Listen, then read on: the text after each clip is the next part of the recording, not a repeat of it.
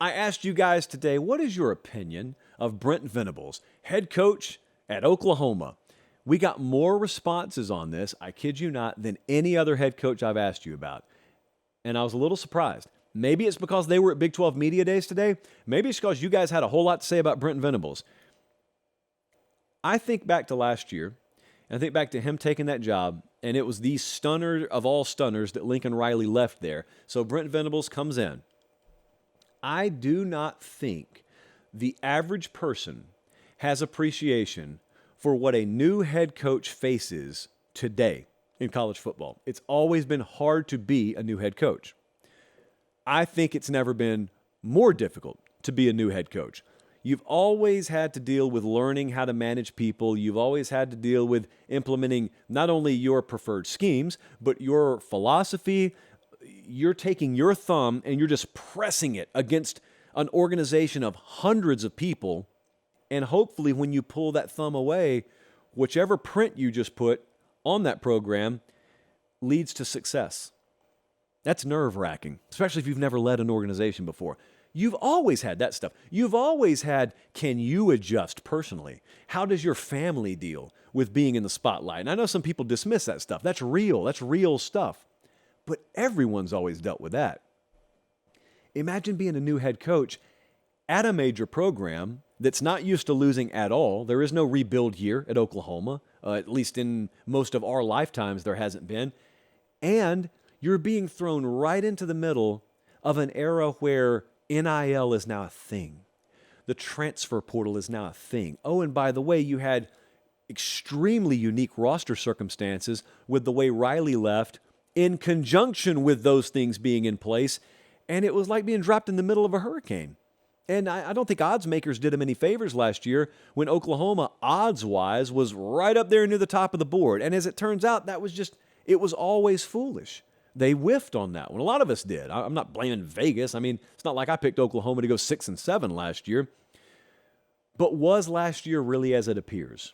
And that's what a lot of you were asking. That was a lot of the opinion that you were giving me. Because a lot of you were talking about how, man, I believed in him, but last year really shook my confidence. Well, Brent Venables was at Big 12 Media Days today, and he was talking about how dire the situation was from a roster standpoint last year. And also, a lot of us have talked about that. We've looked at that on this show. I just don't think it was appreciated at the time. But let's go down that road a little bit. So, in retrospect, you look at it, and he had to pretty much tear it down to the studs and start to rebuild, which is rare at a program like Oklahoma. Unless there are NCAA sanctions involved, that's pretty rare. That's outside the norm. Is that really what happened? If that's really what happened, theoretically, or figuratively, if they really did tear it down and start from as close to scratch as you could start at Oklahoma, everything else is explainable. If that's really what they did. Because if that's what you did, there's no basement to how bad it can be. Like some people watched Oklahoma last year and said, well, first year struggle's one thing, but you can't lose 49-0 at Oklahoma. Yeah, you can. Well, you can't go 6-7. Yeah, you can. Of course you can. Who said you couldn't? Just because you haven't seen it in a long time happen there. It's always been possible. That's why we have such immense respect for the places where it doesn't happen. Because you don't have to let your foot off the gas very long in a NASCAR race before you're off the pace totally and the entire pack has passed you by. It's hard to keep winning. It's really hard to do it. So if that's really what happened last year, everything's explainable. The horrific defensive numbers, if they really did tear it down and build it back from scratch, that's all explainable. As long as that's what's happened. And as internally, a lot of that you can't know. You can know what you watch on the field on Saturday. You can read practice reports. But a lot of what's happening internally, culture-wise, if they really are tearing it down to build it back up, then that's a bitter pill to swallow in year one, but it's explainable. I'm most fascinated with people who have given up on him.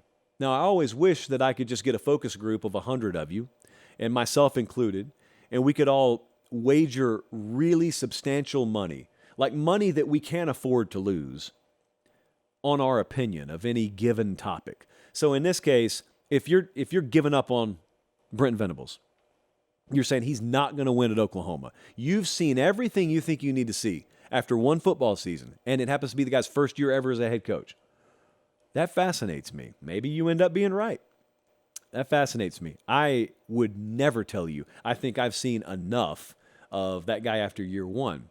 I'm also not telling you, slam dunk, watch and see, you'll eat those words. He will take OU to the mountaintop. I'm not talking like that. I'm very reserved about it. Still very much on the fence. I do notice two things. The first thing I notice is they are having no problem whatsoever acquiring talent. You may say, Oklahoma's always recruited well. Not quite this well.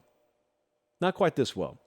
They are way up there. And in the portal, they've been a top 10 portal team. They've been a top 10 recruiting team, both cycles since he's been there. I know you got to do stuff with it once it gets on campus, but that's one great big sigh of relief for me personally, because I didn't know what kind of recruiter he was going to be. I didn't know what kind of recruiter that staff was going to be. So that's the first thing I've noticed. The second thing I've noticed is he hadn't lost any of his own fan base. It's normally the other way around. The folks closest to the situation normally sniff out a loser long before the general public does. At Oklahoma, the folks closest to the situation are fully bought in on Brent Venables, and they make no bones about the fact that last year wasn't good enough. The difference is they've got a pretty good sense that, in retrospect, it was probably necessary to get where we think he's taking us, whereas people outside of that crimson and cream circle, they're looking at it and saying, never going to happen. Dude's a fraud. Dude's a defensive coordinator at best. I'm going to lean towards Oklahoma, folks. I'm going to lean towards them because I've watched fan bases punt after 1 year on a coach and after 2 years on a coach, and sometimes they're right and sometimes they're wrong, but at least their opinions are a little more guided because they follow the program day to day. The folks who follow this program day to day just watch their coach lose in horrific fashion in some cases. They got shut out like 100-0 against Texas. And OU fans are still all in on that guy? I don't make nothing out of that. I make something out of that. And that's the general attitude I got. I would probably say, if I were to take a straw poll of the thousands of comments we got on this today, I would say more than 50% of you who were agnostic to the program don't believe in Brent Venables. So there is a sizable portion of what we call the college football public that doesn't think he's going to win there. I am not down that road yet. I'm kind of standing at the intersection. I am Tom Hanks at the very end of Castaway. There's that intersection out in the middle of nowhere, and he just parks the Jeep. He gets out, and he's got that big old plastic bottle of water, and he's just standing there. And that girl pulls up and says, you can go that way, Canada. That way, Mexico. California, Virginia. Which way do you want to go? I'm just going to stand here for a second. So here I am at the intersection of Brent Venables, year 1 to year 2. He could either be playing in the playoff in 2024, or they could be running a coaching search in 2020. I don't know. I have no clue. He's a heck of a defensive coordinator, though. Heck of a defensive mind. Hopefully that expertise is surrounded by the right people there. Hopefully he got the right people in there. They got Jackson Arnold, one of the best quarterbacks in the country, that is waiting in the wings, or who is waiting in the wings, and that's with Dylan Gabriel starting for him this year. So I am not sold. I have not sold, and also am not sold. That is called riding the fence. And the key to that is to keep the post in your mouth.